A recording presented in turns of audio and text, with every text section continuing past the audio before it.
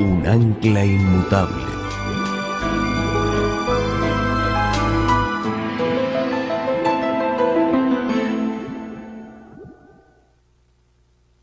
En esta noche vamos a hablar del testimonio de Jesucristo y queremos pedir la bendición especial del Señor al estudiar este tema tan importante. Así que les invito a inclinar sus rostros conmigo y vamos a elevar una oración al Señor. Oremos. Padre Celestial, te damos gracias una vez más porque podemos comenzar estas horas de tu santo sábado reunidos en este lugar para disfrutar de la amistad y la hermandad unos con los otros, pero especialmente para disfrutar de tu compañía. Te pedimos, Señor, en nuestro estudio de esta noche, que tú vengas a hablar con nosotros a través de tu palabra. Te ruego, Señor, que abras corazones duros, enternezcas corazones que tal vez están en una situación donde no hay un deseo de escucharte y seguirte. Te damos gracias, Señor, por la promesa de que tu palabra no regresará a ti vacía. Y reclamamos esa promesa en esta noche. En el precioso nombre de tu Hijo, Cristo Jesús. Amén. He tenido el privilegio de pastorear la iglesia central de habla inglesa en Fresno, California, por 7 años y medio. Y durante el tiempo que he estado en la iglesia, he tenido el privilegio de dirigir varias campañas evangelísticas. Ahora, cuando uno da campañas evangelísticas y uno es pastor de la iglesia, cada vez le toca a uno buscar un ángulo diferente para presentar el mensaje, porque si uno repite los mismos temas, pues entonces, por lo menos en los Estados Unidos, los hermanos y las hermanas dicen, bueno, ya nosotros hemos escuchado esos temas antes. Y a veces es difícil lograr que vengan a la campaña. Así que en las 4 campañas que he dirigido en la iglesia, he presentado las enseñanzas fundamentales de la Biblia, pero desde 4 diferentes perspectivas. La primera serie que presenté en la iglesia se llamó Descubriendo los secretos de Génesis. Una presentación de todo el mensaje adventista desde la perspectiva del libro de Génesis.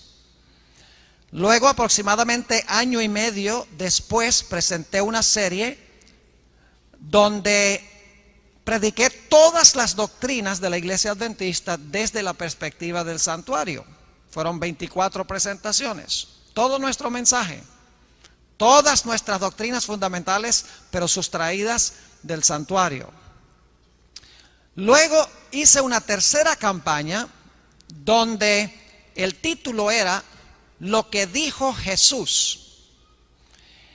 Y en esa serie decidí presentar todo el mensaje adventista desde la perspectiva de los 4 evangelios y el libro Hechos de los Apóstoles. Yo no sé si ustedes han intentado hacer eso alguna vez, conseguir todas las doctrinas de la iglesia adventista solamente en los 4 evangelios y en el libro Hechos de los Apóstoles. Y la razón por la cual preparé esa campaña es porque muchos cristianos dicen que son cristianos del Nuevo Testamento. Entonces hay que presentar el mensaje desde la perspectiva del Nuevo Testamento, particularmente las enseñanzas de Jesús. La cuarta campaña que di fue hace como 1 año y 3 meses. Se llamó Las profecías hechas simples. Una presentación de todo el mensaje adventista desde la perspectiva de las profecías de la Biblia. Ahora quiero relatarles algo en cuanto a la preparación de la serie, la tercera serie que hice, que se llama Lo que dijo Jesús. Fue relativamente fácil para mí conseguir todas las doctrinas fundamentales de la iglesia adventista en los 4 evangelios y el libro Hechos de los Apóstoles. No tuve que luchar mucho para conseguir suficiente información para predicar todas las doctrinas de la iglesia adventista. Pero hubo un tema con el cual luché por varias semanas. Luché por conseguir material suficiente como para predicarlo en una campaña evangelística. Y fue el tema sobre el espíritu de profecía, el don profético en la iglesia remanente. Ahora, los 4 evangelios y el libro Hechos de los Apóstoles tienen mucho que decir en cuanto a profetas y el don de profecía. No faltaba, no escaseaba material sobre el don de profecía y los profetas, porque los 4 evangelios y Hechos hablan mucho de esto.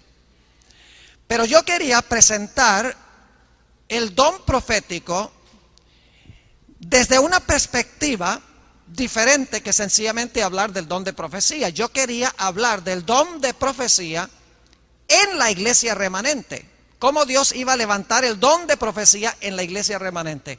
Pasé semanas y semanas leyendo los evangelios, leyendo el libro de Hechos, reflexionando sobre lo que leía. Y no conseguía desde cuál ángulo presentar este tema sobre el don profético en la iglesia remanente.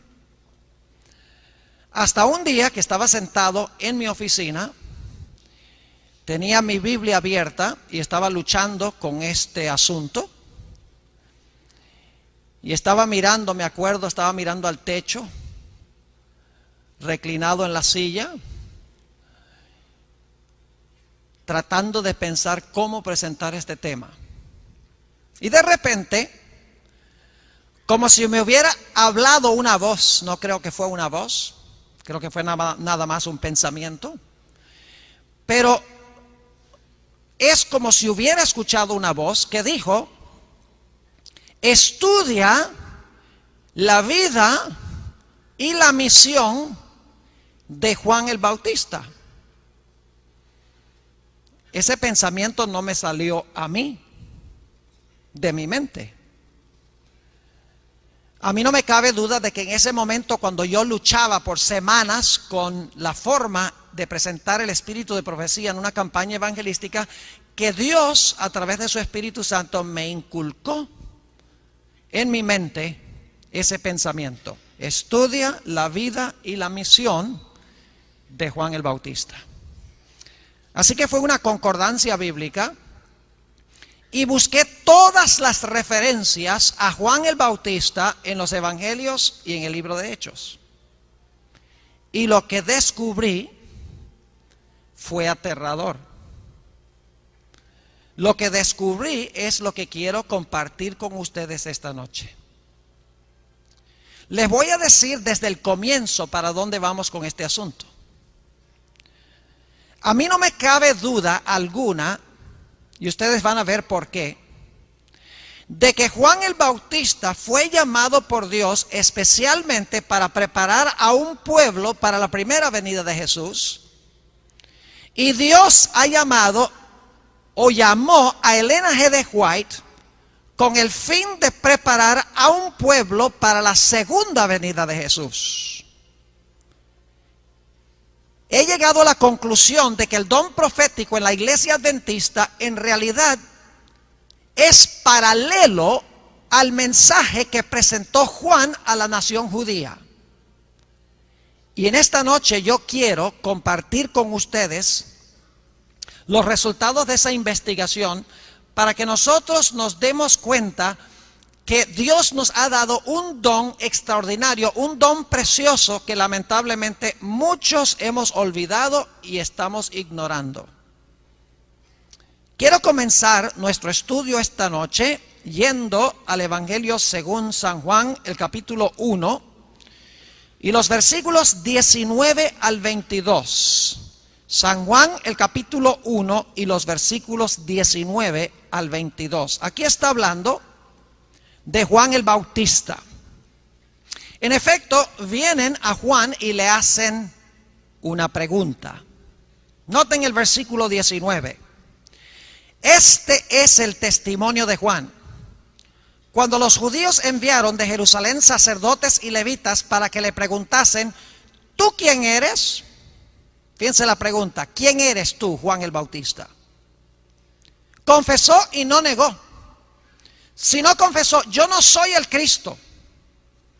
Y le preguntaron, ¿qué pues? ¿Eres tú Elías?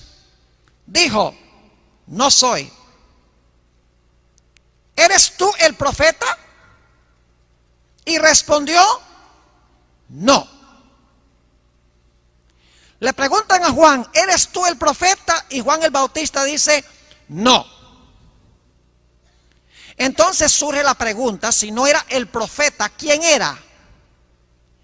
En el Evangelio según San Lucas, el capítulo 7 y el versículo 27, encontramos la respuesta que viene de una profecía que se encuentra en el Antiguo Testamento, en Malaquías, el capítulo 3 y el versículo 1. El ministerio de Juan había sido profetizado en Malaquías 3.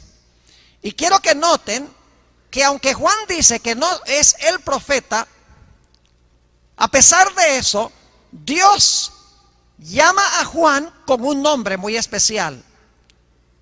Lucas, el capítulo 7 y el versículo 27. Hablando de Juan, dice, este es de quien está escrito, he aquí envío mi mensajero delante de tu faz, el cual preparará tu camino delante de ti. En este versículo, Dios se refiere a Juan el Bautista como su mensajero. Y la profecía en Malaquías 3:1 se refiere a él como el mensajero del Señor. Así que él dice, yo no soy el profeta, pero Dios dice, es el mensajero del Señor. Ahora, quiero que noten otro dato interesante en cuanto a Juan. Juan 5 y el versículo 31 al 33 nos indica que Juan el Bautista tenía el testimonio de Jesucristo. No crean ustedes que el testimonio de Jesucristo lo tiene solamente la iglesia remanente. El testimonio de Jesucristo lo tuvieron todos los profetas, porque ellos testificaron en sus escritos en cuanto a Jesús. Por eso se llama el testimonio de Jesucristo. Dan testimonio de Jesús. Y Juan el Bautista tenía el testimonio de Jesucristo. Noten San Juan, el capítulo 5, y empezando en el versículo 31. Aquí está hablando Jesús. Y fíjense la cantidad de veces que se usa la palabra testimonio. Dice en el versículo 31, si yo doy testimonio acerca de mí mismo, mi testimonio no es verdadero. Otro es el que da testimonio acerca de mí. Y sé que el testimonio que da de mí es verdadero. ¿De quién estaba hablando Jesús? Versículo 33. Vosotros enviasteis mensajeros a Juan y él dio testimonio de la verdad. En otras palabras, Juan el Bautista tenía el testimonio de Jesucristo porque dio testimonio de Jesús. Pero hay más. Notamos que cuando le preguntaron a Juan si él era el profeta, él dice no. Pero Jesús va a hacer una declaración muy interesante en cuanto a Juan. Ve, Juan era muy modesto. Pero cuando Jesús habló de Juan, no fue tan modesto en cuanto al ministerio de Juan. Noten lo que dice en el Evangelio según San Lucas, el capítulo 7 y el versículo 26. Aquí Jesús describe el ministerio de Juan. Lucas, el capítulo 7 y el versículo 26. Dice aquí lo siguiente. Lucas 7 y el versículo 26. Está hablando Jesús. ¿Mas qué salisteis a ver? ¿A un profeta? Sí, os digo, y más que un profeta. Es decir, Jesús declaró que Juan no era solo un profeta, sino que era más que un profeta. Es de vital importancia tomar en cuenta estos detalles. Le preguntan a Juan, ¿eres el profeta? No. Entonces, ¿quién es? Dios dice, es mi mensajero. Tiene el testimonio de Jesucristo y es más que un profeta. Pero hay otra cosa interesante en cuanto a Juan el Bautista. En el Evangelio según San Juan, el capítulo 1 y el versículo 6, San Juan, el capítulo 1 y el versículo 6, hasta el versículo 8, encontramos una declaración muy interesante en cuanto a Juan el Bautista. Dice allí en Juan 1, 6, hubo un hombre enviado de Dios, el cual se llamaba Juan. Este vino por testimonio, ahí está otra vez la palabra, para que diese testimonio de la luz, a fin de que todos creyesen por él. Ahora escuchen el versículo 8. No era él la luz, sino para que diese testimonio de la luz. Juan dice, el evangelista Juan dice que Juan el Bautista no era la luz, sino que fue levantado para dar testimonio de la luz. Ahora vamos a encontrar un problema. Vayan conmigo a Juan el capítulo 5. Juan el evangelista, Juan el apóstol dice que Juan el Bautista no era la luz, sino que dio testimonio de la luz. Pero fíjense lo que dice Jesús en Juan el capítulo 5 y el versículo 35. Juan 5 y el versículo 35. Aquí está hablando Jesús de Juan el Bautista y fíjense lo que dice. Él era antorcha que ardía y alumbraba, y vosotros quisisteis regocijaros por un tiempo en su luz. Dice que Juan el Bautista dio luz, porque Jesús le dijo a los judíos a quienes les estaba hablando, ustedes se recrearon por un tiempo en la luz que dio Juan. Ahora, ¿cómo entendemos esto? En Juan 1 dice que no era la luz, aquí dice que Juan dio luz. ¿Saben ustedes que la palabra que se usa para luz en Juan 1 es la palabra phos, en griego, de donde adquirimos la palabra fosforescente, de donde sale la palabra fósforo? Es la palabra que se usa en el Nuevo Testamento para describir la luz solar.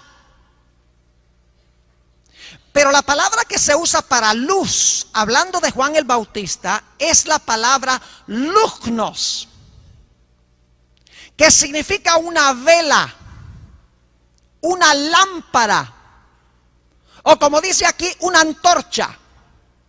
Ahora mi pregunta es esta: ¿qué da más luz, el sol o una antorcha? ¿Cuál es la luz mayor, el sol o una vela? Esa es una pregunta ridícula, porque aunque la lámpara da luz, la luz del sol es mucho mayor. Es decir, que Juan el Bautista no era la luz mayor, sino que era una luz menor cuyo propósito era llevar a la luz mayor. Y por si acaso alguno duda de eso, el siguiente versículo en Juan 5, 36, Jesús, después de decir que Juan era antorcha que ardía y alumbraba, y vosotros quisisteis regocijaros por un tiempo en su luz, dice Jesús, mas yo tengo mayor testimonio que el de Juan. Juan tenía la luz menor, cuyo propósito era apuntar hacia la luz mayor. Era una luz menor para llevar a la luz mayor.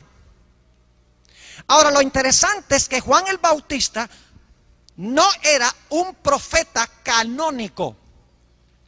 Ahora, lo que quiero decir con eso es que Juan el Bautista no escribió ningún libro que encontramos en la Sagrada Escritura.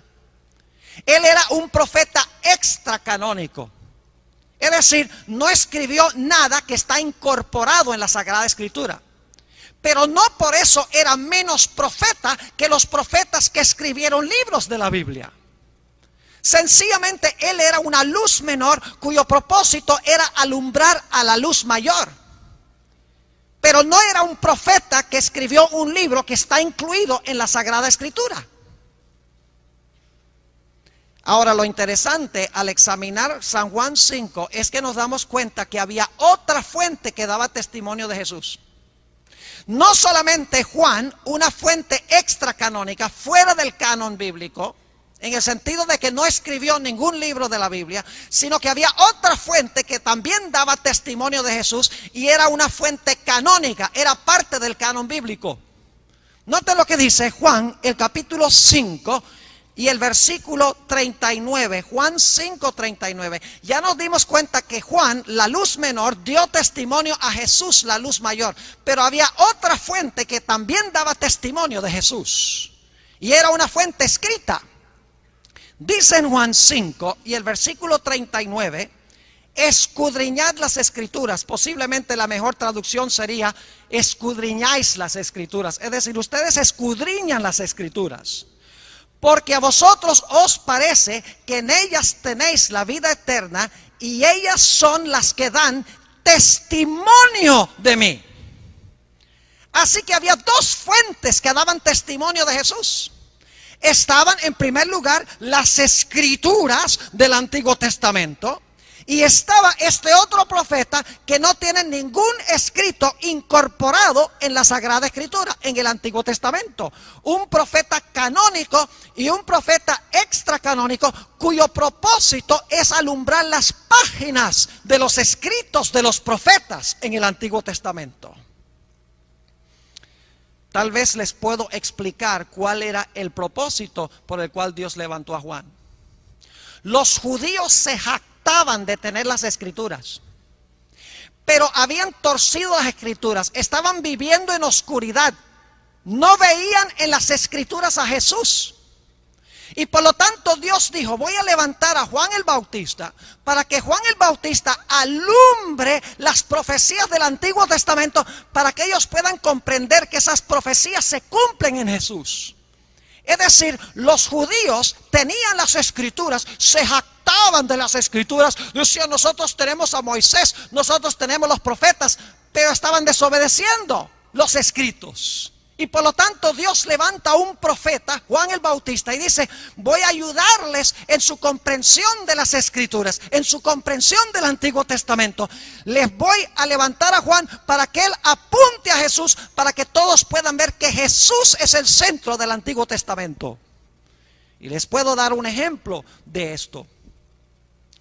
Cuando Juan el Bautista bautizó a Jesús,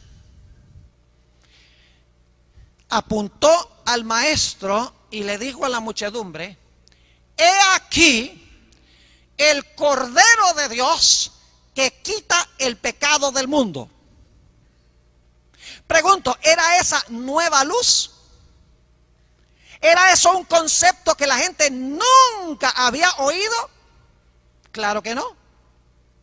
Cuando ellos oyeron, he aquí el Cordero de Dios que quita el pecado del mundo, Juan sencillamente estaba tomando las Escrituras y se las estaba aplicando a Jesús en ese instante, en ese momento. Porque cuando Juan el Bautista dijo, he aquí el Cordero de Dios, inmediatamente en la mente de un judío iba a surgir, Cordero, Cordero, Isaías 53, como Cordero fue llevado al matadero y no abrió su boca, Cordero, Cordero, Adán sacrificó 2 corderos, Cordero, Cordero, se sacrificaban corderos siempre en el servicio del santuario. Es decir, el propósito por el cual Juan el Bautista introduce a Jesús como el Cordero de Dios es para que la gente inmediatamente cuando oyen que Jesús es el Cordero de Dios, vayan a las Escrituras y digan, vamos a estudiar estas profecías para ver en qué sentido este hombre es el Cordero de Dios. Es decir, el propósito de Juan fue alumbrar las páginas del Antiguo Testamento para que la gente se pudiese dar cuenta de que Jesús estaba en el centro de las Escrituras. La gente lo había olvidado, estaban en oscuridad. Por lo tanto, Dios levanta una luz menor para alumbrar las páginas del Antiguo Testamento para que la gente pueda comprender claramente el mensaje que habían olvidado, ignorado. Juan el Bautista, en otras palabras, tenía el propósito de iluminar las páginas de las Escrituras para que la gente pudiera ver a Jesús en las Escrituras. Los judíos se jactaban y decían: nosotros tenemos a Moisés, no necesitamos ninguna otra voz profética, con Moisés nos basta. Note lo que dice San Juan, el capítulo 5. Y el versículo 39 y 40, ya leímos el 39, dice: escudriñad las Escrituras, porque a vosotros os parece que en ellas tenéis la vida eterna, y ellas son las que dan testimonio de mí. Y no queréis venir a mí para que tengáis vida. Es decir, ustedes estudian las Escrituras y no quieren venir a mí, de quien hablan las Escrituras. Es decir, ustedes no entienden las Escrituras. Por eso Dios levanta a Juan para alumbrar las Escrituras, para que la gente las pueda comprender. Versículo 45 del mismo capítulo, Jesús dice: no penséis que yo voy a acusaros delante del Padre. Hay quien os acusa, Moisés, en quien tenéis vuestra esperanza. Porque si creyeseis a Moisés, es decir, los escritos de Moisés, me creeríais a mí, porque de mí escribió él. Pero si no creéis en sus escritos, ¿cómo creeréis a mis palabras? Juan el Bautista no trajo ninguna nueva doctrina, ninguna nueva enseñanza, ningún nuevo concepto que ya no se encontraba en las Escrituras del Antiguo Testamento. Aún el bautismo de Juan se conoce de que el bautismo existía ya de antemano. La historia de Naamán en el Antiguo Testamento, cuando fue y se zambulló 7 veces debajo del agua, quedó sano de la lepra. Los judíos sabían que la lepra era símbolo del pecado. Ya ellos tenían el concepto del bautismo, de la purificación por agua. Aún eso no era nada nuevo en el evangelio predicado por San Juan. Es decir, Juan el Bautista no trajo nueva luz, no trajo nuevas doctrinas, ni nuevas enseñanzas, sino el propósito era ampliar, simplificar y explicar las profecías y los escritos que los judíos estaban ignorando y no estaban comprendiendo. No fue dado para dar nueva luz, sino para alumbrar la vieja luz. Era una luz menor con el propósito de llevar a la luz mayor. Permítame darles un ejemplo para que puedan entender lo que estoy diciendo. Cuando yo recién llegué a la iglesia que estoy pastoreando, una noche fui al cuarto a donde se encuentran las máquinas para grabar cassettes, porque tenía que conseguir un cassette que me había pedido alguien. Entré a ese cuarto, nunca había estado allí. Era una noche oscura, el cuarto estaba completamente oscuro. Entré y claro, lo primero que hice fue pasar la mano por la pared para tratar de conseguir el switch de la luz. Y fui por todas las 4 paredes buscando dónde prender la luz, moviendo la mano arriba y abajo, y no conseguía dónde prender la luz. Intenté varias veces, di 2 o 3 vueltas al cuarto para tratar de conseguir el switch de la luz. No podía conseguirlo porque estaba en tinieblas, estaba en oscuridad. Así que decidí de que iba a ir a mi oficina para buscar una linterna, para ver si con la linterna podía conseguir el switch de la luz, porque en ese cuarto hay montones de cassettes por todas partes. Y por lo tanto fui a mi oficina, traje una linterna y con la linterna empecé a buscar dónde prender la luz. Y mientras buscaba, no era capaz de conseguir dónde prender la luz. Yo dije, yo sé que hay luz porque yo veo un bombillo ahí en el techo. ¿Por qué no soy capaz de conseguir el switch de la luz? Así que finalmente me rendí. Yo dije, yo sé que el cassette está aquí en este escaparate aquí abajo y voy a buscarlo con la linterna. Y me agaché, me arrodillé y empecé a buscar con la linterna, y en una de esas la linterna se volcó un poquito hacia adelante, hacia arriba, y cuando volteó hacia arriba, yo vi el switch de la luz, estaba debajo de un lugar donde había libros, era imposible conseguirlo. Ahora, cuando vi el switch de la luz, inmediatamente lo prendí y el cuarto se llenó de luz. Ahora yo pregunto, ¿cuál era el propósito de la linterna? El propósito de esa linterna era hallar la luz mayor. Es decir, esa luz menor tenía el fin de ayudarme a conseguir el switch que prende la luz mayor. Así fue con Juan el Bautista. Era una luz menor que Dios levantó con el fin de conducir a la luz mayor. Ahora, ¿por qué levantó Dios a Juan? Lucas el capítulo 1 y el versículo 17 explica por qué es que Dios levantó a Juan el Bautista. Para presentar su mensaje al pueblo judío. Y dicho sea de paso, Juan el Bautista no fue llamado para presentar su mensaje a los romanos. Fue levantado por Dios para hablar a los judíos, para reprender a los judíos, porque profesaban tener las escrituras, pero no las estaban obedeciendo ni las comprendían. Así que Dios levanta a Juan para que Juan ahora alumbre las páginas de los escritos del Antiguo Testamento. Ahora noten lo que dice Lucas el capítulo 1 y el versículo 17 en cuanto al propósito por el cual Dios levantó a Juan el Bautista. Voy a empezar en el versículo 15 para captar el contexto. Dice, porque será grande delante de Dios. No beberá vino ni sidra, y será lleno del Espíritu Santo, aún desde el vientre de su madre. Y hará que muchos de los hijos de Israel ¿de quiénes? ¿De los romanos? No. De los hijos de Israel se conviertan al Señor Dios de ellos. E irá delante de él, es decir, delante de Jesús, con el espíritu y el poder de Elías, para hacer volver los corazones de los padres a los hijos y de los rebeldes a la prudencia de los justos. Y ahora viene la parte clave: para preparar al Señor un pueblo bien dispuesto, que significa un pueblo bien listo para la venida del Mesías. El propósito de las palabras de Juan el Bautista en apuntar hacia las Escrituras era preparar a un pueblo para estar listo para recibir a Jesús en su primera venida. Ahora, ¿cómo fue tratado Juan? Oh, cuando vino Juan todos decían, ay, qué lindo predica este, mira que habla, predica con potencia, gloria a Dios. No. Juan era aborrecido por el propio pueblo a quien fue enviado.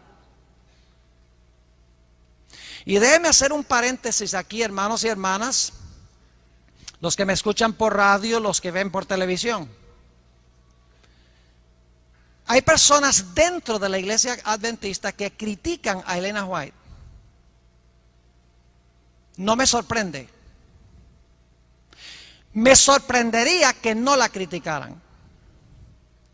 Porque no hay un solo profeta en toda la Biblia que no haya sido odiado por la gente a quien fue enviado. Es decir, los profetas, cuando eran enviados al pueblo de Dios, porque los profetas eran primordialmente, no exclusivamente, pero casi en todos los casos, era el propósito que ellos hablaran a los que profesaban ser pueblo de Dios para traerlos de regreso a las sendas donde ellos se habían extraviado de la palabra. Y Juan el Bautista no era la excepción. Si todo el mundo hubiera amado a Juan el Bautista, yo pensaría que era falso profeta, porque Jesús dice, ay de vosotros cuando hablaren bien de vosotros los hombres, porque así hicieron con los falsos profetas. Ahora noten cómo la gente trató a Juan, los líderes. Noten lo que dice en Mateo el capítulo 11 y el versículo 18. Mateo 11 y el versículo 18. Imagínense esto. Esta es una declaración tremenda de Jesús en cuanto a cómo algunos veían el ministerio de Juan. Dice, porque vino Juan, que ni comía ni bebía, y dicen, demonio tiene. Es decir, le estaban atribuyendo el don profético de Juan al demonio. Terrible. Noten Lucas 7, 29 y 30. Otro texto que habla de la forma como el propio pueblo a quien fue enviado trató a Juan. Dice en Lucas 7 y el versículo 29 y 30, y aquí está hablando, y esto lo digo con reverencia, porque está hablando de nosotros, los que somos líderes en la iglesia. Los líderes de aquella época no amaban a Juan. Rechazaban el ministerio y el mensaje de Juan. Y hay de nosotros que somos dirigentes y que somos pastores si caemos en el mismo error. Dice en Lucas el capítulo 7 y el versículo 29 y 30, el problema no era con el pueblo. Dice, y todo el pueblo y los publicanos, cuando lo oyeron, es decir, cuando oyeron a Juan el Bautista, justificaron a Dios, bautizándose con el bautismo de Juan. Es decir, el pueblo se gozaba con el mensaje de Juan. Pero noten el versículo 30. Mas los fariseos y los intérpretes de la ley, hoy diríamos que los fariseos eran los pastores y los maestros de la ley eran los teólogos. Y escuchen bien, me incluyo yo en esos grupos, porque yo soy pastor. Yo tengo que tener cuidado con este mensaje también. Yo no estoy apuntándole el dedo a ningún pastor, a ningún dirigente, porque yo estoy en la misma situación con ustedes. Yo soy también líder, soy también pastor. Pero fíjense lo que dice el versículo 30. Mas los fariseos y los intérpretes de la ley desecharon los designios de Dios respecto de sí mismos, no siendo bautizados por Juan. Es decir, rechazaron el mensaje de Juan. Inclusive se enojaron porque el pueblo amaba el mensaje de Juan. Un texto más sobre cómo la gente trató a Juan. Mateo el capítulo 17 y el versículo 12 y 13. Mateo 17 y el versículo 12 y 13. Aquí está hablando Jesús y dice lo siguiente. Mas os digo que Elías ya vino y no le conocieron. Está hablando aquí de Juan el Bautista. Y no le conocieron, sino que hicieron con él todo lo que quisieron. Es decir, lo ultrajaron, lo maltrataron, lo trataron como les dio la gana. Y luego dice Jesús, así también el Hijo del Hombre padecerá de ellos. Es decir, si tú tratas mal a la luz menor, últimamente también vas a tratar a la luz mayor, que es Jesús. Porque despreciaron a Juan, dice Jesús, me van a hacer la misma cosa a mí. Si el don de profecía es el testimonio de Jesucristo, si yo rechazo el testimonio de Jesucristo, estoy rechazando a Cristo, a quien el profeta está apuntando. Ahora, note lo que sigue diciendo aquí en el versículo 13. ¿De qué estaba hablando Jesús cuando dijo que hicieron lo que les dio la gana con Juan el Bautista? Iban a hacer lo mismo con él. Dice, entonces los discípulos comprendieron que les habría hablado de Juan el Bautista.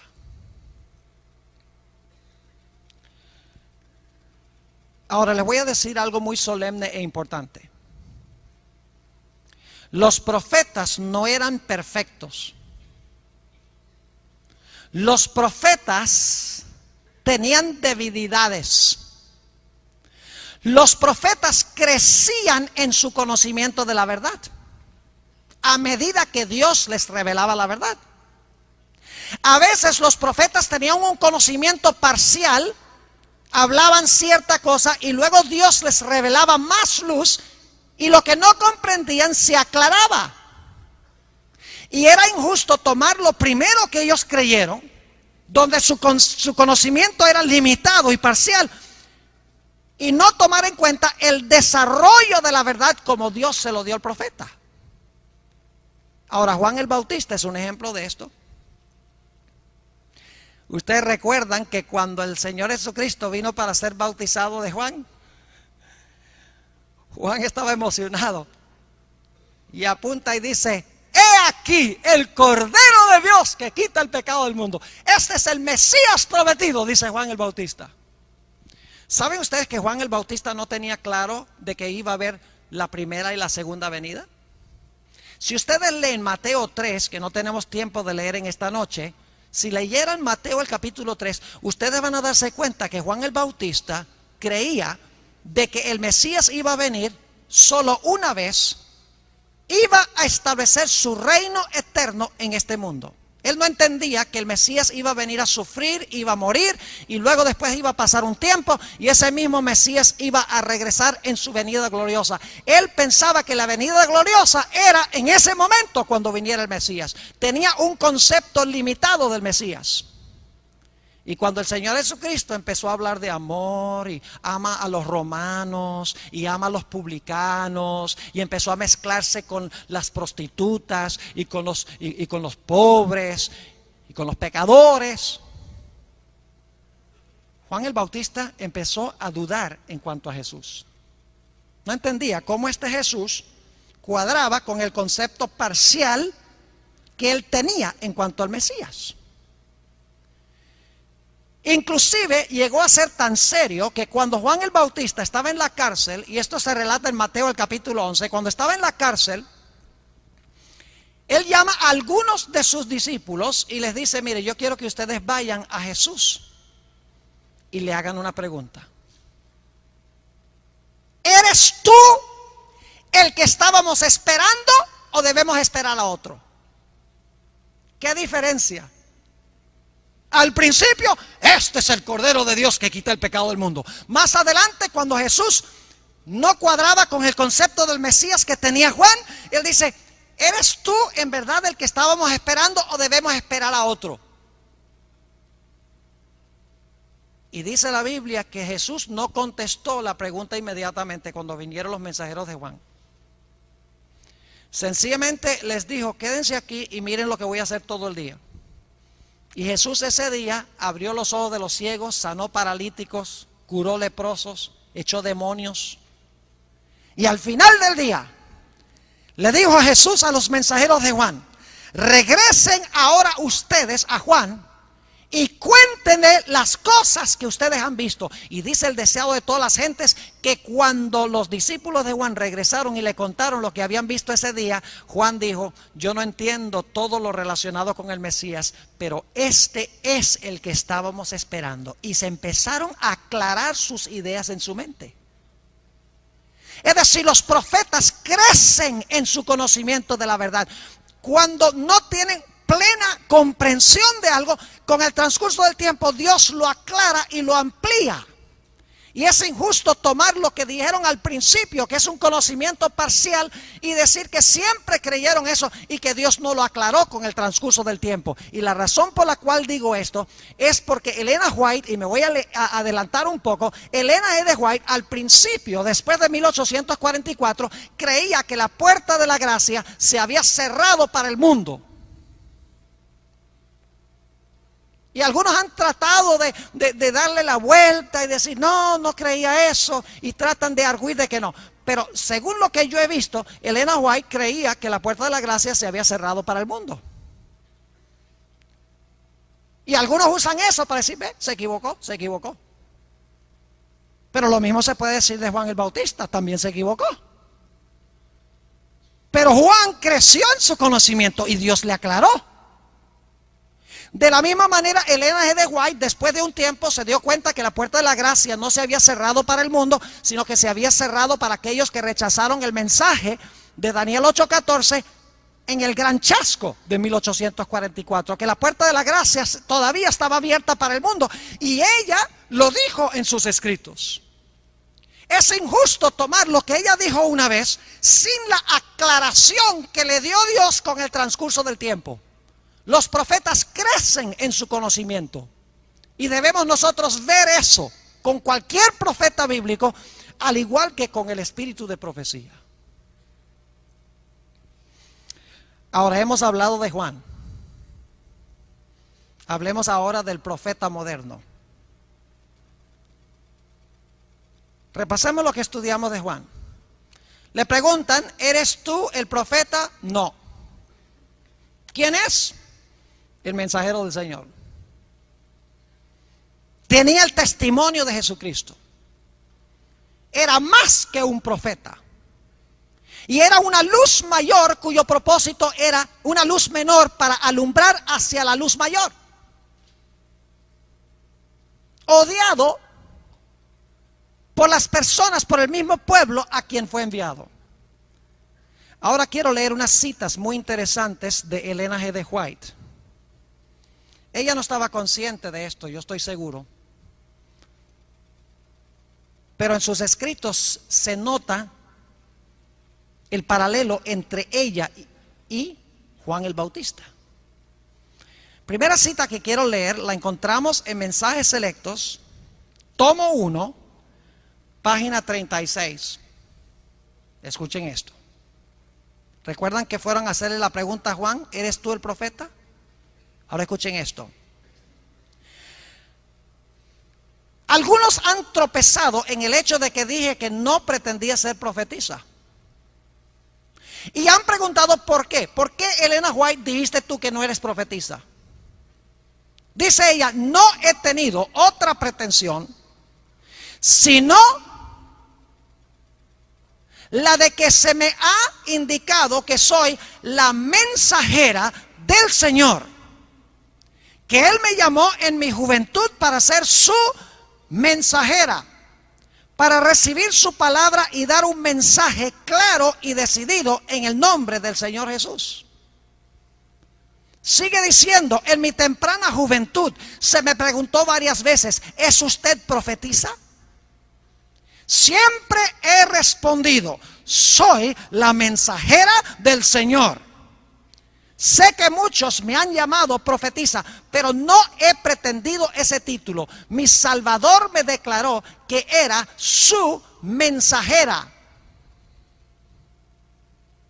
Le preguntaron, ¿eres profeta? No. Entonces, ¿quién? La mensajera del Señor. Muy interesante. Lo mismo dijo Juan, pero hay más. La Biblia nos dice que la iglesia remanente iba a tener también el testimonio de Jesucristo. Note lo que dice Apocalipsis el capítulo 12 y el versículo 17. Apocalipsis 12, 17. Hablando de la última iglesia, del remanente final de Dios. La iglesia que iba a levantar la verdad en alto en los últimos días. Dice, entonces el dragón se llenó de ira contra la mujer que representa la iglesia. Y se fue a hacer guerra contra el resto de la descendencia de ella, los cuales guardan los mandamientos de Dios y tienen el testimonio de Jesucristo. La iglesia remanente final iba a tener el testimonio de Jesucristo. ¿Y qué es el testimonio de Jesucristo que iba a tener la última iglesia?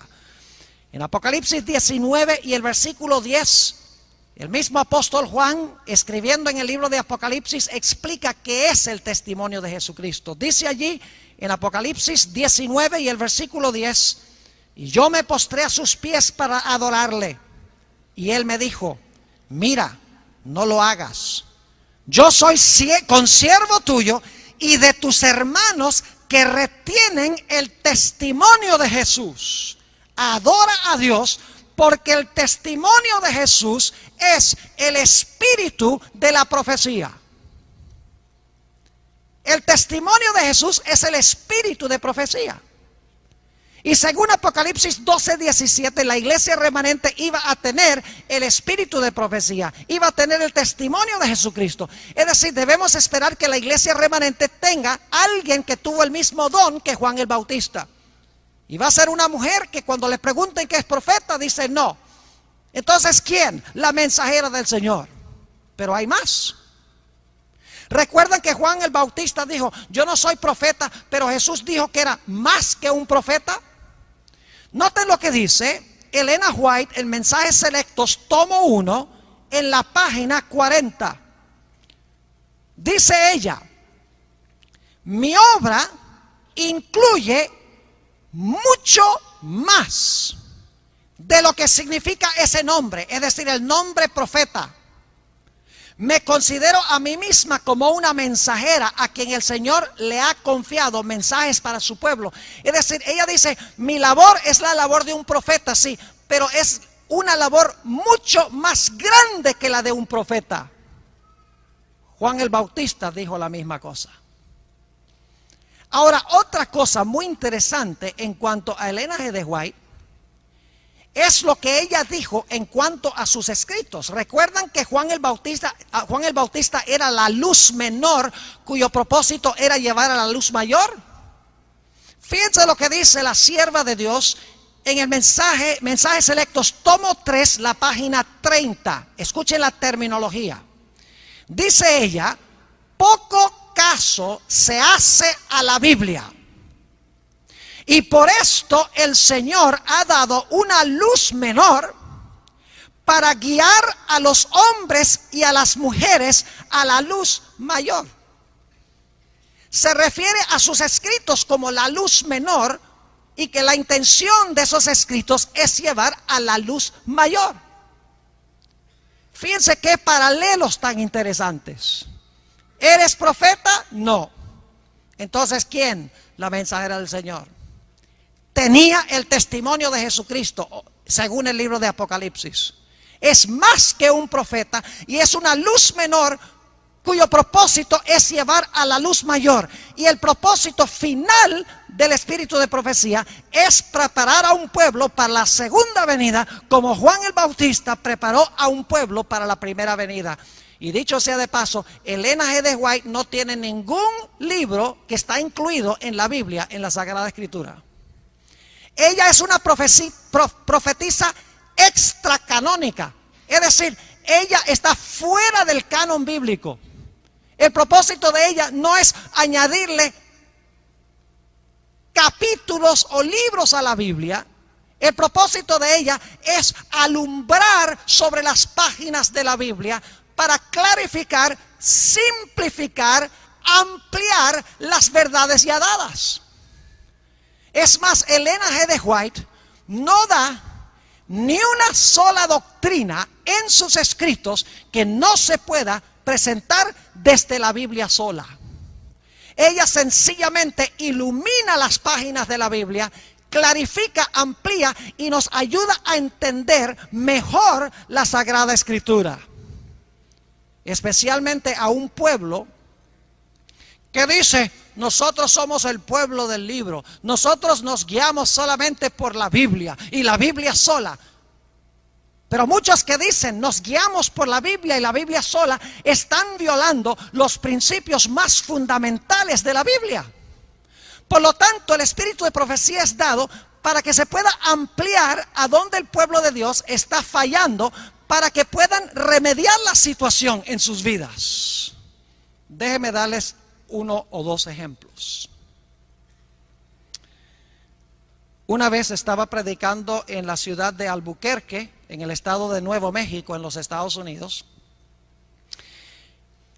Y estaba manejando el carro o el auto,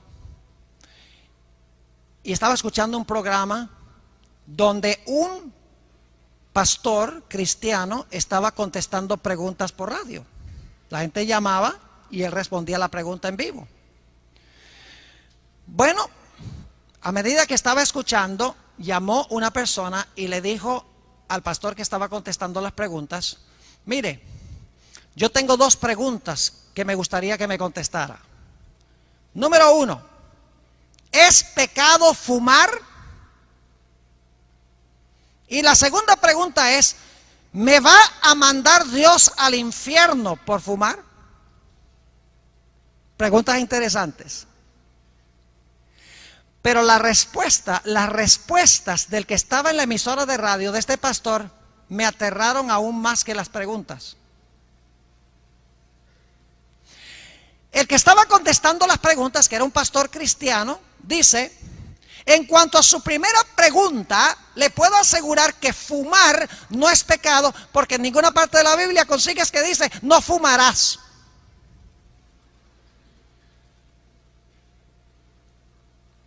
Y nos guiamos por la Biblia sola. Como la Biblia no dice no fumarás, está bien fumar. Pero lo que me aterró fue la respuesta a la segunda pregunta. Le dice con respecto a su segunda pregunta, que si por fumar Dios lo va a enviar al infierno, no se preocupe, que más rápido va a llegar al cielo. Claro, porque el que estaba contestando las preguntas creía que si se moría más rápido llegaba al cielo. Si se moría de cáncer. Yo no podía creer lo que estaba escuchando de un pastor cristiano. Es verdad que la Biblia no dice no fumarás, pero la Biblia sí dice que nuestro cuerpo es templo del Espíritu Santo. La Biblia también dice que nada inmundo entrará al cielo. ¿Han visto los pulmones de un fumador? La Biblia también dice claramente que debemos vencer los deseos de la carne. Ahora, créanme que no estoy criticando a cualquier persona aquí que está luchando con el hábito del cigarrillo. Dios le puede dar la victoria sobre el hábito del cigarrillo, porque todo lo podemos en Cristo que nos fortalece. Lo que estoy hablando aquí es que algunos cristianos usan pretextos de poder hacer algunas cosas porque la Biblia no dice explícitamente que es pecado fumar. Pero en principio la Biblia, si se toman los principios, vamos a llevar una vida ordenada y limpia en nuestros hábitos de salud. Ahora, por eso Dios levantó a Elena G. de White. Y Elena G. de White dice: el cigarrillo es un veneno lento e insidioso, y el que fuma peca contra su cuerpo y quebranta la ley de Dios. Lo dice clarito, contante y sonante, para que no haya excusa. Está Elena G. de White añadiéndole a la Biblia porque dice que está mal fumar. No, lo que está haciendo es ampliando el principio bíblico y lo está aplicando en una situación específica, como dice ella, para que el pueblo de Dios quede sin excusa. Lo mismo podríamos decir del café y otros hábitos. Y aquí estoy pisando terreno peligroso. Y estoy hablando de café frío también. Le hago una buena propaganda a Coca-Cola, o una mala propaganda, digamos, a Coca-Cola. La cafeína también destruye el cuerpo. Ah, pero la Biblia dice la Biblia no dice no tomarás Coca-Cola. Así que puedo tomar Coca-Cola si quiero. No, señor. Porque la Biblia tiene el principio de que debemos cuidar nuestro cuerpo porque es templo del Espíritu Santo. El Espíritu de profecía deja muy en claro de que el pueblo de Dios debe vencer el café. ¿Saben lo que se ha proliferado en los Estados Unidos ahora? Aquí no, en la villa. No se llama la villa ya. No aquí en Libertador San Martín. Porque ustedes tienen la buena fortuna de que no tienen cine, sino en la casa. Pero no tienen un lugar que se llama cine. En los Estados Unidos se ha vuelto común para la juventud, la vasta mayoría, frecuentar el cine. Dice en la Biblia, nunca dice que no podemos ir al cine. Y es verdad, la Biblia no dice no irás al cine, no irás al teatro. La Biblia no dice eso. Así que por eso podemos ir al teatro, podemos ir al cine, porque la Biblia no lo prohíbe específicamente. No, porque la Biblia tiene principios. Por ejemplo, 2 Corintios 3, donde dice que somos transformados a la imagen de lo que nosotros vemos. Mientras contemplamos a Jesús, somos transformados a su imagen. Lo contrario es verdad también, que mientras contemplamos la violencia, el sexo ilícito, la mentira y todas estas cosas, reflejamos eso que estamos viendo. Y a veces los jóvenes de la iglesia vienen y me dicen: pastor, Yo no le veo nada malo a ir al cine. Y yo le digo, pues yo voy a estar orando para que Dios te arregle los ojos. Pues que es un problema de vista. Para que Dios, a través del espíritu de profecía, Elena White dice que no se debe ir al teatro. No había cine en ese tiempo. Pero ella dice, el teatro exalta la violencia, el sexo, la mentira, un mundo imaginario. Dice, no vayan. ¿Está añadiéndole Elena G. White a la Sagrada Escritura? No. Lo que está haciendo es ampliando las cosas para que sepamos cómo prepararnos en detalles específicos para la venida del Señor. Es una ayuda que nos da Dios para que podamos obedecer los principios bíblicos en cada detalle de nuestra vida si amamos a Jesús. Permítame leerles una cita aquí. Se encuentra en el tomo 2 de Joyas de los Testimonios, páginas 280 y 81. Y escuchen bien, Elena G. White misma dijo que si el pueblo de Dios hubiera estado obedeciendo la Biblia, Dios nunca la hubiera levantado a ella.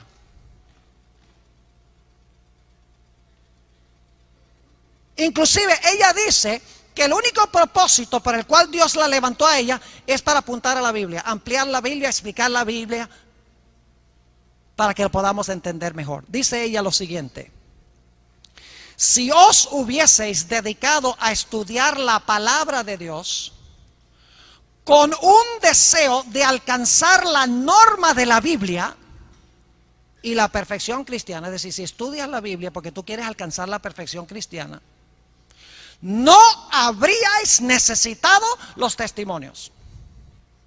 Es decir, si estudiáramos a conciencia la Biblia, Dios no hubiera dado los testimonios.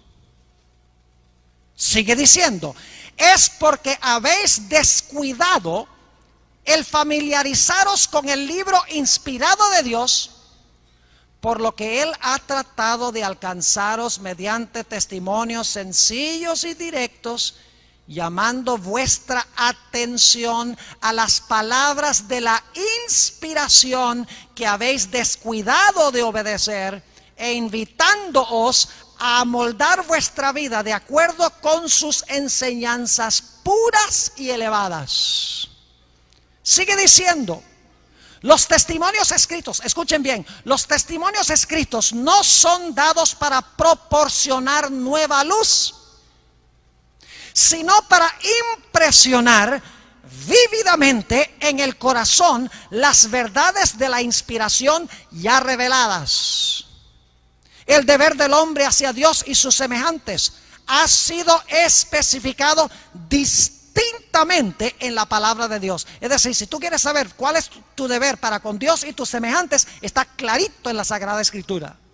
Entonces, ¿para qué el espíritu de profecía? Sigue diciendo, sin embargo, son pocos entre vosotros los que obedecen a la luz dada. Igual que los judíos en el tiempo de Jesús tenían la Biblia, pero no la estaban obedeciendo. Sigue diciendo, en cuanto a sus escritos, no son sacadas a relucir verdades adicionales. Es decir, en sus escritos no hay nueva luz.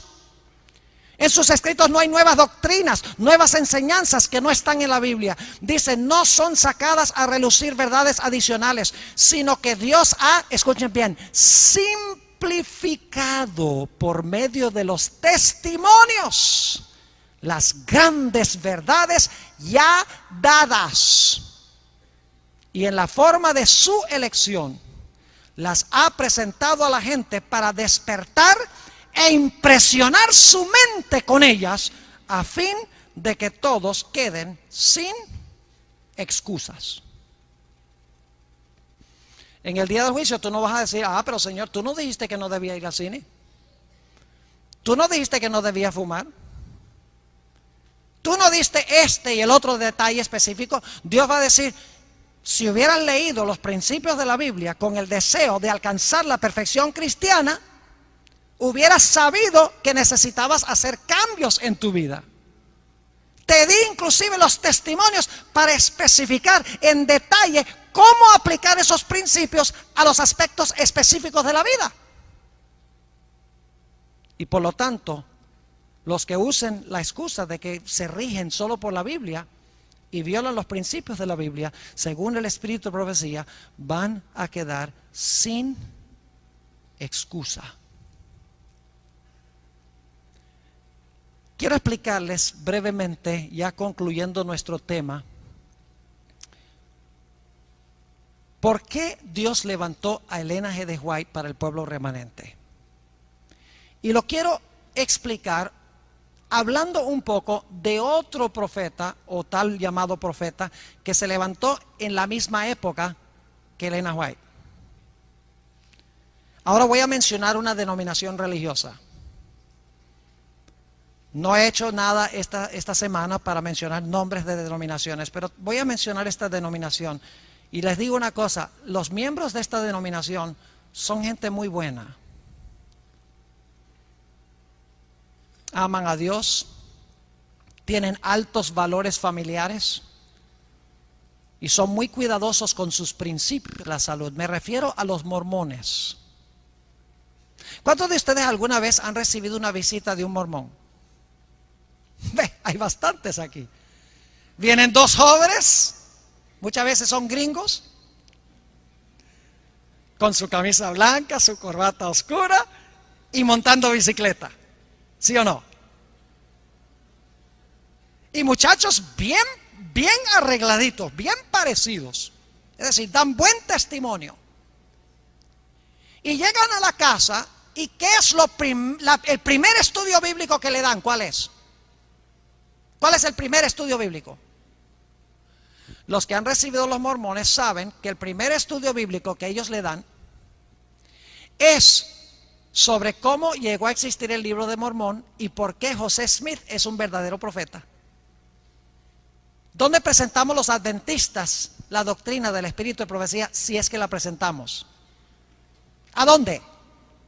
Al final. Yo siempre presento el espíritu de profecía al final de mis conferencias. Pero los mormones presentan al puro principio.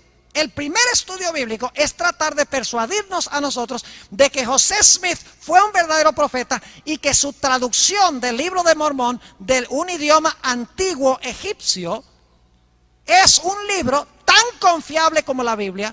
Es más, que el libro de Mormón tiene muchas enseñanzas que no están en la Biblia. ¿Y saben por qué ese es el primer estudio bíblico?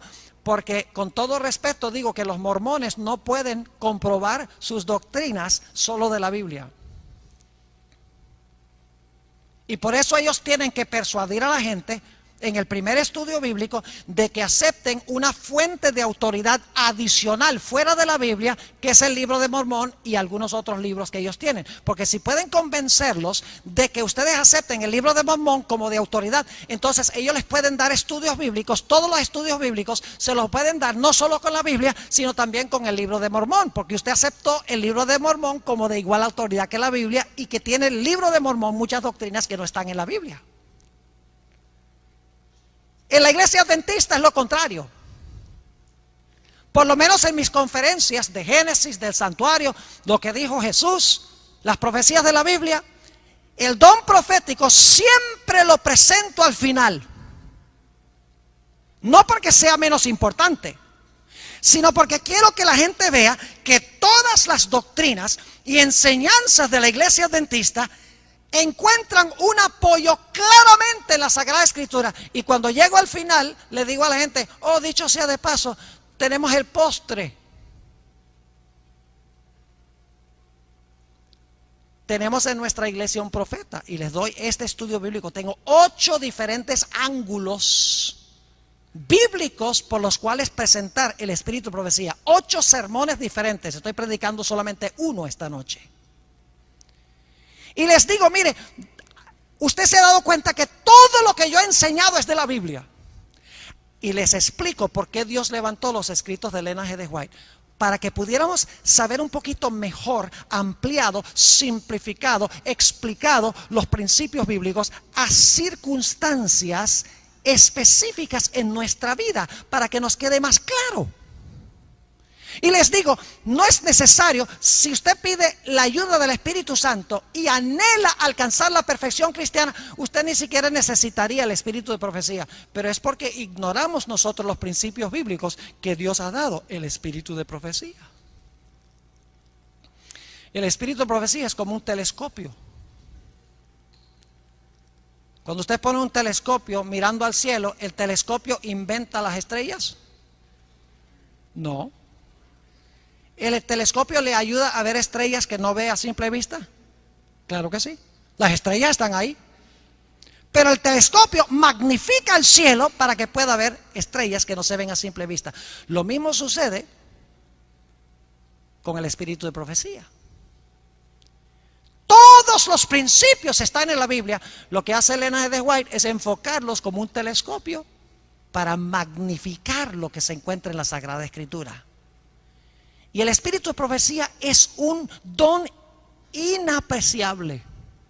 Es un don precioso que Dios ha dado a la iglesia adventista. Y sin embargo, el pueblo de Dios en gran medida lo está ignorando bajo el pretexto de que nosotros obedecemos es lo que dice la Biblia y no necesitamos ninguna autoridad fuera de la Biblia. Yo creo que es tiempo que nosotros regresemos al espíritu de profecía. Y permítanme decirles esto, mis hermanos y hermanas, apreciadas visitas. Elena G. White ha escrito un libro clásico que explica lo que hemos hablado aquí esta semana. Se llama El conflicto de los siglos. Si ustedes quieren una exposición clarísima de lo que va a pasar en los últimos días, una explicación clarísima de los mensajes de los tres ángeles, ampliados, explicados con todo lujo de detalles, lo único que tienen que hacer es leer El conflicto de los siglos. Yo no he usado mucho el espíritu de profecía esta semana, he usado Apocalipsis el capítulo 14. No necesité usar el espíritu de profecía porque está en la Biblia. Pero si ustedes leen El conflicto de los siglos van a encontrar mucho detalle, mucha simplificación, mucha ampliación, cosas que nos ayudan a comprender doctrinas y conceptos bíblicos. Donde no hay visión, el pueblo se disipa. Ciertamente Dios no hará nada sin que revele su secreto a sus siervos los profetas. Sin embargo, muchos hoy en día critican el espíritu de profecía. Yo no sé aquí en Argentina cómo es, pero en Norteamérica hay websites dedicados específicamente a tratar de destruir el espíritu de profecía. Ex pastores adventistas escriben libros, un libro que se llama La Mentira Blanca, con el fin de tratar de echar al suelo el espíritu de profecía. Ministros que se han llevado iglesias enteras que ahora guardan el domingo en vez del sábado. Varias de ellas criticando el espíritu de profecía. Un ex maestro de teología en el campo donde yo trabajo ahora publica una revista que se llama Proclamación, a donde ataca mordazmente el espíritu de profecía, la doctrina del santuario. Dice que los muertos todos saben, que no importa lo que uno se come, que la ley fue clavada en la cruz. Porque cuando se rechaza la luz menor, se rechaza también la mayor. Por eso el Dios quiere que el pueblo de Dios regrese a la palabra escrita, y que también leamos el espíritu de profecía, y que cuando vayamos a la Biblia y el espíritu de profecía lo hagamos con un corazón abierto y sincero, dispuesto de oír la voz de Dios. Habla, Señor, que tu siervo oye. Lo que tú me digas en los libros lo voy a obedecer y voy a buscar el principio bíblico. Y de esta manera, en cada detalle de la vida, a través de la ampliación que encontramos en el espíritu de profecía, el pueblo de Dios estará preparado en todas las dimensiones de la vida para la segunda venida de Jesús.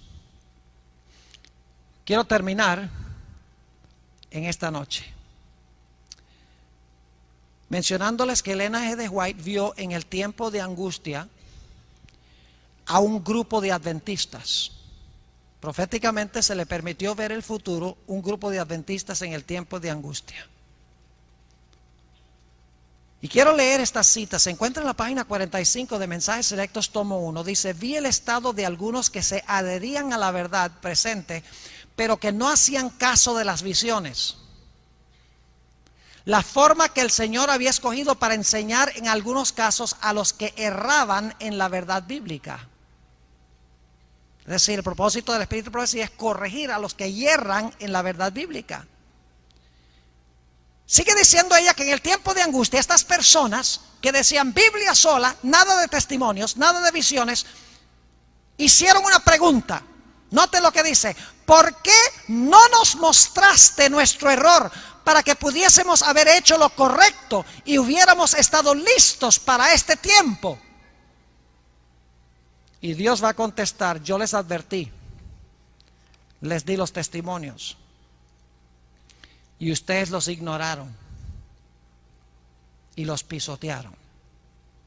Y por lo tanto ahora están sin refugio en el tiempo de angustia. Pueden leerlo ahí en ese capítulo. Dice Elena G. de White también que en los últimos días se iba a levantar un odio satánico contra sus escritos. Mensajes Selectos, tomo 1, páginas 54 y 55. Dice ella: Satanás trabajará hábilmente en diferentes formas y mediante diferentes instrumentos para perturbar la confianza del pueblo remanente de Dios en el testimonio verdadero. Se encenderá un odio satánico contra los testimonios. La obra de Satanás, ¿por qué quiere Satanás hacer esto? La obra de Satanás será perturbar la fe de las iglesias en ellas por esta razón.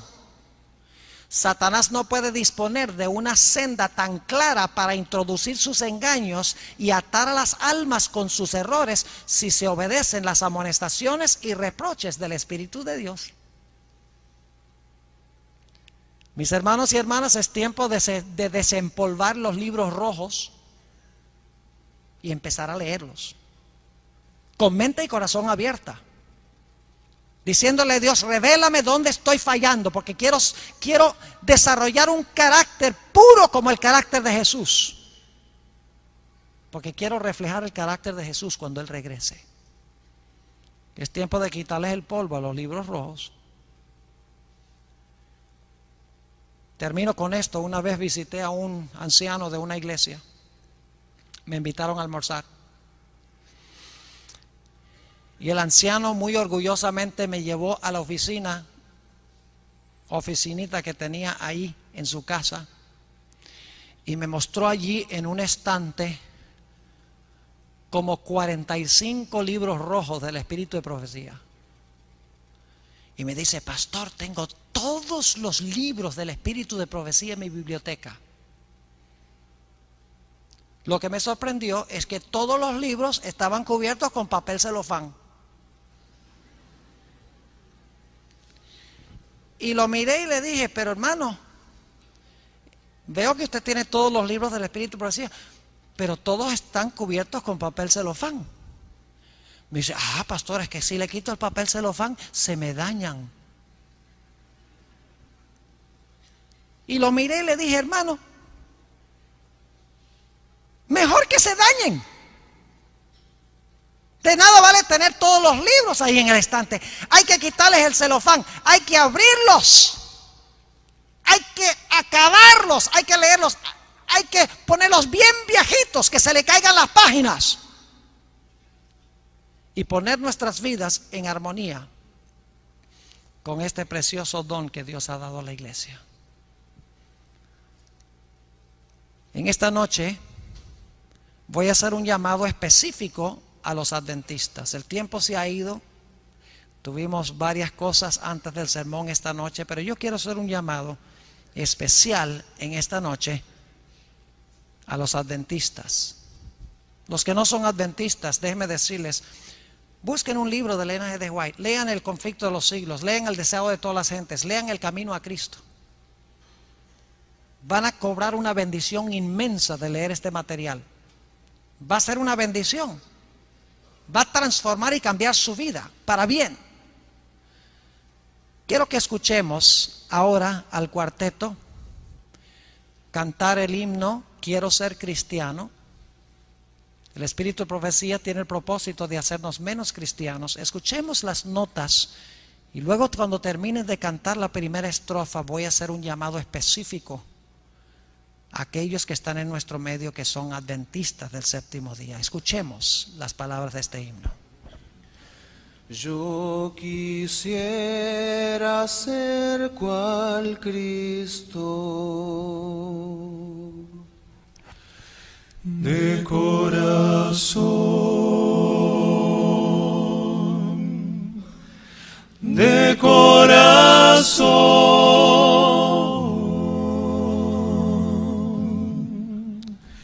Yo quisiera ser cual Cristo, de corazón,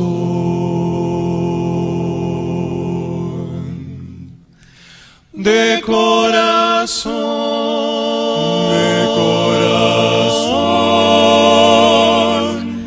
de corazón.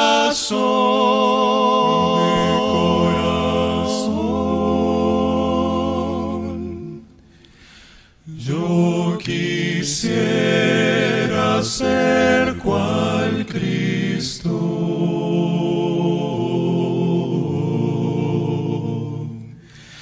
de corazón.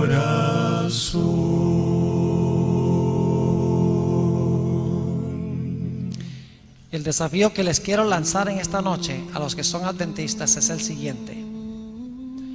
¿Saben ustedes que si tan solo leen 12 páginas por día, 12 páginas nada más por día, en un año ustedes pueden terminar de leer los 5 libros de la serie del conflicto?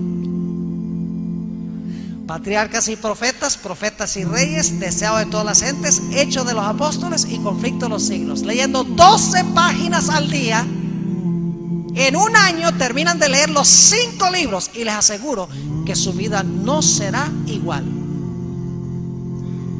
El desafío que les quiero lanzar en esta noche es que tomen la decisión de que van a cumplir con ese plan. 12 páginas al día. Es un llamado específico. Empiezan mañana en la mañana. ¿Qué son 12 páginas? Las pueden leer en 15, 20 minutos. Yo quiero preguntar en esta noche, ¿alguien quiere aceptar el desafío de leer las 12 páginas al día? Levantando la mano en esta noche. Gloria a Dios, miren todas estas manos. Después de un año este plantel va a ser completamente diferente, porque va a haber un reavivamiento y una reforma como nunca se ha visto en este plantel. Gloria a Dios por estas personas que han levantado la mano. Propónganse, mis hermanos y hermanas, apreciados jóvenes, propongámonos, dejen la mano arriba, propongámonos hacer esto para prepararnos para la venida de Jesús. Reflejaremos más de cerca el carácter de Jesús y podremos decir: aquí este es nuestro Dios, le hemos esperado, Él nos salvará. Cualquiera que tiene esta esperanza en Él se purifica a sí mismo como Él es puro, y estudiando la palabra y el Espíritu de profecía se purifica la vida. Escuchemos la segunda estrofa de este himno. Pueden bajar la mano y luego, después de la siguiente estrofa, voy a tener una palabra de oración para que Dios les ayude a mantenerse de acuerdo a la decisión que han tomado en esta noche. Escuchemos. Yo quisiera ser más santo, de corazón, de corazón.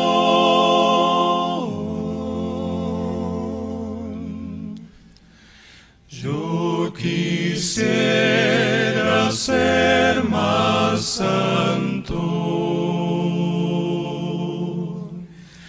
de corazón,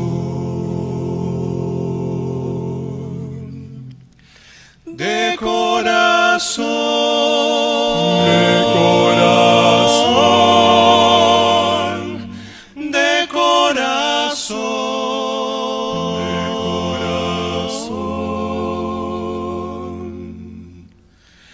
Yo quisiera ser más santo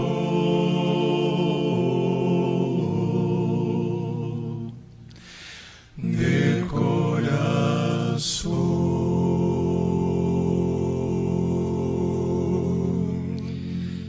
Padre Celestial, en esta noche has visto la respuesta de tu pueblo. Un pueblo necesitado de luz para estos últimos días. Un pueblo que quiere prepararse cabalmente para la venida de tu Hijo Cristo. En esta noche, Señor, yo quiero pedirte que ayudes a cada persona que ha levantado la mano para que a partir de mañana lean las 12 páginas por día. No como un ejercicio académico, sino con el fin de comer la carne y beber la sangre del Hijo de Dios en el estudio de tu palabra. Te pido, Señor, que bendigas también a aquellas personas en nuestro medio que no son adventistas. El tema de esta noche ha sido probablemente nuevo para ellos. Ayúdales también a investigar estas cosas, para que también puedan disfrutar de la magnífica bendición del espíritu de profecía. Te damos gracias, Señor, por habernos dado esta luz menor que lleva a tu palabra la luz mayor. Te damos gracias porque amplías, simplificas, explicas de una forma tan sencilla y clara tu palabra, como hiciste con Juan el Bautista. Señor, estamos cansados de vivir en este mundo de sufrimiento, clamor, dolor y muerte. Queremos ir al cielo y queremos vivir en la tierra nueva. Queremos que Jesús venga pronto. Señor, inculca en nuestro corazón ese anhelo intenso de estar con Jesús.